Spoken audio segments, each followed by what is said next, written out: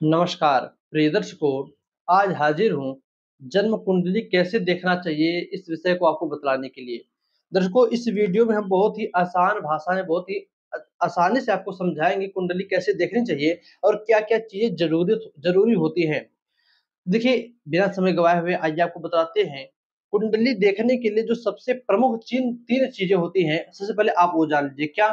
कहा जाता है कि ज्योतिष शास्त्र में 12 नव 12 का खेल होता है, यानी 12 राशियाँ, नवग्रह और कुंडली के 12 भाव, इनका ही खेल होता है। इन्हीं को देखकर अपने अनुभव के द्वारा, अपने ज्ञान के द्वारा और अपने गुरु कृपा के द्वारा व्यक्ति जो है, कुंडली में ग्रहों से बात करके आपकी कुंडली को समझकर आपको बतलाता है। जिसको देखिए मैं एक बात और कहना चाहूँगा, आपके पास कितना ही ज्ञान हो जाए, बिना गुरु कृपा के, बिना अपने इष्ट की कृपा के और बिना अपने अनुभव के या गुरु के अनुभव के आप किसी की भी जन्म कुंडली देखकर ऐसे ही कोई प्रेडिक्शन कर देते हो, तो वो गलत ही साबित होती है। सर्वप्रथम आपको गुरु की सेवा करके गुरु का ज्ञान हासिल करना पड़ेगा, गुरु की कृपा हासिल करनी पड़ेगी, माता सरस्वती जो इष्ट हैं इस ज्योतिष शास्त्र की, उनकी कृपा हासिल करनी पड़ेगी, भगवान सूर्य की आराधना करनी पड़ेगी। जब इन देवताओं की कहीं कृपा होती है, तब आपको जाकर यह ग्रह, यह भाव, यह कुंडली समझ में आती है। तो आप समझ ही चुके होंगे मैं क्या कहना चाहता हूँ।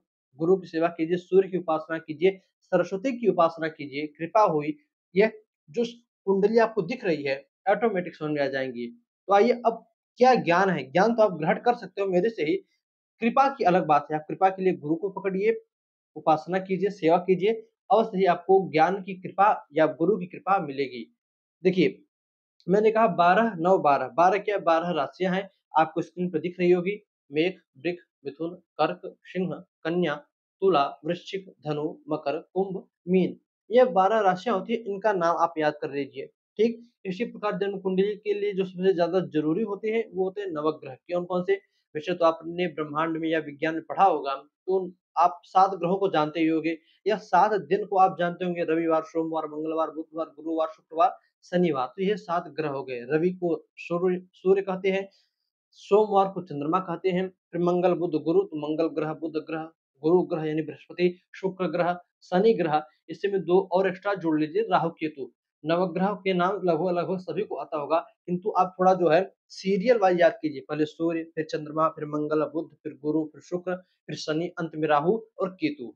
नवग्रह हो गए, 12 राशियाँ हो गई, आपने इतना याद कर लिया, तो मैं कहता हूँ लगभग-लगभग 70% आपका काम हो गया और कोई चीज़ याद करने की ज़रूरत नहीं है। वो लोग नक्षत्र बतलाते हैं, मैं नक्षत्र को थोड़ा बाद में रखूँगा, क्योंकि न आप देखिए, मैं आपको जो बतलाने वाला हूँ, यह राशि प्रधान कुंडली आप देख सकते हो। नक्षत्रों की जो श्रृंखला में आप जाओगे तो आपको बहुत कुछ सीखना पड़ेगा, नक्षत्र छोड़िए। दिमाग में सिर्फ़ अपने आप 12 राशियाँ, नवग्रहों को रखिए, इतना आपने रख लिया। अब आप अपनी जन्म कुंडली बनाइए।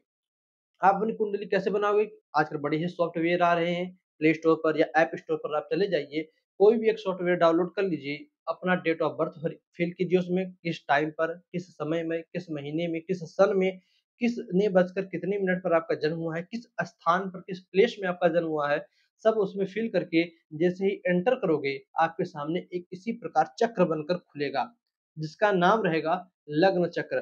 दर्शकों, आपके सामने जो चक्र बनकर आएगा, वैसे तो मैंने यहाँ पर खाली रखा है, किंतु जो आपके सामने आपके मोबाइल पर चक्र बनकर आया है, उनमें इन कुछ जगहों पर कुछ ग्रह भरे होंगे, कुछ ग्रह लिखे होंगे, जैसे सूर्य, चंद्रमा, मंगल, बुध, ये नवग्रहों की के नाम लिखे होंगे, ठीक? अब देखिए, कुंडली जो है 16 प्रकार की होती है, इसे षोडश वर्ग कुंडली कहा जाता है, 16 प्रकार की कुंडली होती है, किंतु अभी आपके सामने जो कुंडली खुलकर आई है, वो लग्न चक्र है, उसमें कुछ राशियाँ होंगी, कुछ ग्रह होंगे। अब देखिए, आप इतना समझ लीजिए, मैंने जैसे कहा कि 12 9 12 का खेल होता है, पहले 12 राशियाँ होती है, जो कि आपको आती ही हैं। अब इन राशियों को हम कैसे जानें? आप देखोगे कि मैंने जैसे यहाँ पर 1 नंबर लिखा है, आपकी कुंडली में आपके सामने जो चक्र बनकर आया है, हो सकता है इस जगह पर 2, 3, 4, 5, 6, 7, 8, 9, 10 कोई भी अंक लिखा हो सकता है, 1 से 12 के बीच में कुछ भी लिखा हो सकता है। तो यह जो अंक लिखा है, यह क्या है? यह भाव नहीं है, यह घर नहीं है। जो नंबर यहाँ पर लिखा है, वह उस नंबर की राशि है। अब आप यह कैसे जानोगे? नहीं, आपने शुरू से सीरियल वाइज़ राशियों का नाम याद किया होगा, मेष, वृष, मिथुन, तो आप उसे समझ सकते हो। मेष यानी 1 नंबर, वृष यानी 2 नंबर, सिंह यानी 5 नंबर, वृश्चिक यानी 8 नंबर, मकर यानी 10 नंबर, मीन यानी 12 नंबर। ये जो मैंने लाल स्याही से नंबर्स भरे हैं, ये नंबर, ये भाव नहीं हैं। मैं कहता हूँ कुंडली में आप पंचम भाव को देखिए, तो आप ये नहीं देखो कुंडली में 5 कहाँ पर लिखा है, या मैं ये कहूँगा कुंडली में आप दशम भाव को देखिए, तो आप ये दशम भाव को मैंने कहा है, तो आप ये नहीं देखो कुंडली में दशम भाव कहाँ पर लिखा है, दस नंबर कहाँ पर लिखिए। ये जो नंबर्स लिखे होते हैं, ये नंबर्स राशियों का प्रतीक होता है। इन नंबर्स को हम देखकर राशि समझते हैं। मान लीजिए किसी जातक की जन्म कुंडली पर यहाँ से 1 हटाकर मैं 5 नंबर लिख दूँ। अब मैं कहूँ आपको देखना है कि 5 नंबर की राशि कहाँ पर बनी है। आप देखोगे कि यहाँ पर बनी है, तो ये 5 नंबर भाव नहीं हुआ, ये भाव एक ही रहेगा, 5 नंबर की राशि यहाँ पर बैठी है। इसी प्रकार यहाँ पर यदि मैं लिख दूँ कुंडली में कि यह जो है 9 नंबर, तो अब मैं कहूँगा कुंडली में आप देखिए कि धनु राशि कहाँ पर बनी है। तो आप देखोगे यहाँ पर, क्योंकि जो 9 नंबर है धनु राशि का प्रतीक है और यह 9 नंबर इस जगह पर लिखा है। अब यह जगह क्या है? इस जगह को पंचम भाव कहा जाता है। याद रखिएगा, भाव यानी घर कहा जाता है घरों को, घरों को भाव, भावों को घर कहा जाता है। तो 1 घर, 2 घर, 3 घर, 4 भाव, 5, 6, 7, 8वाँ भाव, 9वाँ भाव, 10वाँ घर, 11वाँ घर, 12वाँ हर भाव एक ही होते हैं और यह भाव, यह घर कभी भी आगे-पीछे नहीं सरकते। सरकते हैं तो सिर्फ राशियाँ सरकती हैं, तो सिर्फ नंबर सरकते हैं। 2 घंटे बाद आपका देखोगे उसी कुंडली में यहाँ पर 6 नंबर लिखे रहेगा, फिर 2 घंटे बाद देखोगे तो यहाँ पर 7 नंबर लिखा रहेगा, फिर 2 घंटे बाद देखोगे तो यहाँ पर 8 नंबर लिखा रहेगा, फिर 2 घंटे बाद देखोगे तो यहाँ पर 9 नंबर लिखा रहेगा। उम्मीद करता हूँ आपके समझ में बैठ रहा होगा। हमने पहले 9 भावों को समझा, माफ कीजिएगा, नवग्रहों को समझा, 12 भावों को समझा कि भाव जो होते हैं कुंडली में घर, वो सरकते नहीं हैं, एक जगह स्थिर होते हैं। फिर उसके बाद हमने 12 राशियों को समझा, मेष से लेकर मिथुन तक। अब आप कुंडली में हर राशि के कुछ ग्रह स्वामी होते हैं, जैसे मेष राशि के स्वामी मंगल होते हैं, वृष राशि के स्वामी शुक्र होते हैं। यदि आप इन्हें समझ जाओ, तो इन्हें कैसे समझोगे? आप अपने चार्ट पर देखिए, आपके चार्ट पर मैंने फ़ोटो लगाई है, आप मोबाइल पर स्क्रीन पर देख रहे होंगे। जो ग्रह जिस राशि के स्वामी होते हैं, जो ग्रह जिस राशि के स्वामी होते हैं, उनका नाम उन्हीं के सामने लिखा है। जैसे मेष राशि के स्वामी मंगल, वृषभ राशि के स्वामी शुक्र, मिथुन राशि के स्वामी बुध। आप इसका स्क्रीनशॉट ले लीजिए। आप इसको इसको भी याद करना पड़ेगा कि किस राशि के स्वामी कौन से ग्रह होते हैं, अथवा कहीं पर लिख कर रख लीजिए, बहुत ही इतना है। आप देख-देख कर भी समझ सकते हो। चलिए ये हो गया, ये हो गया। अब आपको ये जानना होगा कुंडली में पहले भाव, दूसरे भाव, तीसरे भाव, चौथा, ये भाव हो गए। जो नंबर्स लिखे होते हैं वो राशियाँ होती हैं और नवग्रह होते हैं। आपने यहाँ तक समझ लिया, 80% आपका कोर्स पूरा हो गया। अब आपको यह समझना है 2 चीज़ें, 80% कहा, 5% आप समझोगे किस भाव से क्या चीज़ें देखनी चाहिए। जैसे मैं कहता हूँ कुंडली में देखो कि इस जातक के पास कितना धन होगा। तो धन के लिए देखिए, धन भी 2 प्रकार का होता है। एक व्यक्ति जो मंथली इनकम कमाता है वो अलग होता है, और एक जो सालाना या मैं कह सकता हूँ लॉन्ग टर्म के लिए कमा कर रखता है, वो अलग होता है। जो लॉन्ग टर्म के लिए होता है, स्थिर जो आपके बैंक बैलेंस होता है, जो तिजोरी होती है, उसके लिए हम कुंडली के दूसरे भाव को देखते हैं। मंथली कोई कितना कमाता है, कैसे पता करेंगे? कुंडली के 11वें भाव को देखकर।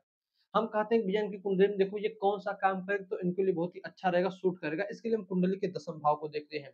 हम कहते हैं इनकी कुंडली में देखिए कितना ये घर बना पाएँगे अपने जीवन में, या ये कोई गाड़ी-घोड़ा खरीद पाएँगे कि नहीं, इसके लिए हम कुंडली के चौथे भाव को देखेंगे। हम कहते हैं कि कुंडली में देखिए इनका विवाह कब तक होगा, विवाह के योग कब तक बन रहे हैं, इसके लिए हम कुंडली के 7वें भाव को देखेंगे। को यदि आप इसको भी समझ लिए तो 85% आपका कोर्स हल हो गया, और जो 5% है वो है कि ग्रहों से किन-किन चीज़ों का विचार करना चाहिए। जैसे मैं आपको मुख्य से बतला देता हूँ, जैसे सूर्य जो है पिता का कारक होता है, राजा का कारक होता है। चंद्रमा जो है माता का कारक होता है, मौसी का कारक होता है, बुआ का कारक होता है। सूर्य, चंद्रमा, मंगल। मंगल जो है भाई-बहनों का कारक होता है, हमारे शरीर में कितना बल होगा, कितनी ताकत होगी, इसका कारक होता है। हमें जो है यदि अपनी वाणी देखनी है, हम अच्छा बोलेंगे, खराब बोलेंगे, गाली-गलौच करेंगे, कैसा हम बोलेंगे, हमारी वाणी में मधुरता होगी, कटु भाषा बोलेंगे हमारी वाणी में, हमारी ज़बान में कड़वाहट होगी, इसके लिए हम बुध को देखेंगे। गुरु के लिए हम गुरु को ज्ञान के लिए अपने देखते हैं, हमारे पास कितना ज्ञान होगा, कितना पढ़ाई-लिखाई करेंगे, गुरु से देखेंगे। शुक्र को हम अपने जो है काम वासना के लिए, अपने जो है आप कह सकते हो कि सेक्सुअल लाइफ़ के लिए या विवाह इत्यादि के लिए शुक्र को देखते हैं। शनि को हम अपने काम के लिए, बिज़नेस के लिए, प्राइवेट नौकरी के लिए, या अपने हमारे जीवन में कितना संघर्ष होगा, कितना मेहनत होगा, शनि को हम देखते हैं। राहु, केतु, यह 2 जो ग्रह होते हैं, ये दोनों एक समान फल देते हैं। इसलिए क्या आप राहु ग्रह और केतु की इतिहास उठाकर देखो तो एक ही राक्षस स्वरभानु नाम का कटा भगवान विष्णु के द्वारा 2 ग्रह हुए राहु केतु। तो एक ही जैसे ये ग्रह होते हैं, नाम अलग होने के कारण थोड़ा-थोड़ा प्रभाव अलग, क्योंकि राहु अत्यधिक पाप ग्रहों में गिना जाता है। तो कुछ-कुछ ज्योतिषाचार्य, कुछ ज्योतिष के मर्मज्ञ केतु को बहुत ही शुभ ग्रह मानते हैं। राहु केतु में राहु अत्यधिक पाप ग्रह, केतु अत्यधिक शुभ ग्रह में गिना जाता है। तो राहु को आपने समझा कि यह मिस्टीरियस ग्रह है, चीज़ों को बहुत उलझा कर जीवन में रखता है। देखिए, कभी-कभार ऐसा होता है, आपने देखा होगा किसी व्यक्ति की कुंडली में कोई ग्रह खराब खराब ग्रहों की दशा चल रही है, ऐसी अवस्था में अब वह जातक, वह व्यक्ति जो है जब डॉक्टरी रिपोर्ट निकलवाता है, तो रिपोर्ट में सब नॉर्मल निकलता है, किंतु शरीर में उसके दर्द, वह रोग बना रहता है। तो ये करवाता कौन है? राहु करवाता है। दर्शकों, अब पर्टिकुलर किसी एक ग्रह को कहा जाए कि यही ग्रह खराब है या यही ग्रह सबसे अच्छा है, तो ये नहीं होता। सभी ग्रह अच्छे होते हैं, सभी ग्रह खराब होते हैं कुंडली में, किंतु छठा भाव, 8वाँ भाव और 12वें भाव को हमेशा खराब कहा जाता है। छठे भाव को मैंने कहा, राशि को कहा, इस जगह को 6, 8 और 12 इस जगह को हमेशा खराब ही कहा जाता है। कोई भी अच्छा ग्रह बैठे इन भावों में तो वो खराब फल ही देगा। अब ज्योतिष शास्त्र में देखिए कुछ ग्रह होते हैं जिन्हें कि शुभ अशुभ की उपमा दी गई है। जैसे शुभ ग्रहों में आप सबसे पहले देखिए कौन से ग्रह आएँगे? चंद्रमा ग्रह शुभ ग्रह है, बुध ग्रह शुभ ग्रह है, गुरु ग्रह, बृहस्पति ग्रह शुभ ग्रह है, शुक्र ग्रह शुभ ग्रह है। पापक ग्रह को लीजिए, यानी जो दुष्ट ग्रह होते हैं, पापक ग्रहों में शनि, राहु, केतु को पापक ग्रहों की श्रृंखला में जोड़ा गया है। अब आप कहोगे, अभी मैंने कहा केतु शुभ ग्रह में आते हैं, तो मैं पापक ग्रह में कैसे जोड़ रहा हूँ? आप समझिए अभी सिर्फ। और सूर्य और मंगल जो है, ये दोनों थोड़ा क्रूर ग्रह हैं, गुस्सैल स्वभाव के अत्यधिक हैं। तो इनको भी अलग रखा गया। ग्रहों की 3 कैटेगरी, शुभ ग्रह, पापक ग्रह और क्रूर ग्रह। शुभ ग्रह में कौन-कौन से? चंद्रमा, बुध, गुरु, शुक्र। पापक ग्रह में शनि, राहु, केतु। क्रूर ग्रह में सूर्य और मंगल। आपने ग्रहों को बाँट लिया। अब आइए कुंडली में भावों को समझिए आपने। मैंने कहा 6, 8, 12 भाव खराब होते हैं, बाकी सभी भाव ठीक-ठाक है। इसमें कुछ सम होते हैं, कुछ बहुत ही अच्छे होते हैं, किंतु 6, 8, 12 बेकार होते हैं। 6, 8, 12 में अच्छे ग्रह भी बैठे तो खराब फल देंगे। 6, 8, 12 में खराब ग्रह बैठे तो खराब फल देंगे ही देंगे। आपने इतना समझा, आज के लिए बहुत है। बस आज की इस वीडियो को यहीं पर रोकते हैं। आप इन सभी चीज़ों की, इन सभी बातों की एक डायरी बनाकर, नोट बनाकर तैयार कर लीजिए। आप यदि 1 हफ्ते तक लगातार इन बातों पर थोड़ा गौर करते हो, विचार करते हो, तो ये सारी बातें आपके लिए आम हो जाएँगी, बहुत ही अच्छे समझ में आने लगेंगी। दर्शकों, मेरे देखिए, मैं थोड़ा खुद बीच-बीच में फँस रहा था आपको बताने के लिए, समझाने के लिए, किंतु उम्मीद करता हूँ आपको सारी बातें समझ में आई होंगी, और नहीं आई होंगी तो आप कमेंट कीजिएगा। मैं इन पूरी चीज़ों की जो डिटेल एक लिस्ट बनाकर मैं आपको, आपके चाहे कमेंट बॉक्स में ही, चाहे एक शॉर्ट के माध्यम से आपको प्रोवाइड कर दूँगा, आप देख लीजिएगा। चलिए बस आज इतना ही। यह विषय, यह जानकारी आपको समझ में आई कि नहीं आई, कमेंट करके आप हमें मुझे बताइएगा। दर्शकों, इजाज़त दीजिए, आपसे पुनः मुलाकात होगी। वैसे तो इससे बड़ी बड़ी ही बेसिक, बड़ी ही आप कह सकते हो कि नीचे की लेवल की जानकारी थी। जो थोड़ी बहुत भी ज्योतिष को जानता होगा, वो उसको समझ रहा होगा मैं क्या बताना चाहता था। चलिए इजाज़त दीजिए, हमें पुनः से मुलाकात होगी किसी नए वीडियो में, नए टॉपिक के साथ। उससे पहले मैं एक बात और कहूँगा, जो ज्योतिष को जानने वाले इच्छुक हों, जो भी सीखना चाहते हों, उसके पास आप इस वीडियो को शेयर ज़रूर करिएगा। चैनल पर नए हैं तो सब्सक्राइब करिएगा, ये आपका कर्तव्य है भाई। इतने समय तक आपने वीडियो देखा, बिना सब्सक्राइब करे जाएँगे, अच्छा नहीं लगेगा। चलिए बस आज के इतना ही, इजाज़त दीजिए, हमें पुनः से मुलाकात होगी कल किसी नए वीडियो में, नए टॉपिक के साथ। तब तक के लिए नमस्कार।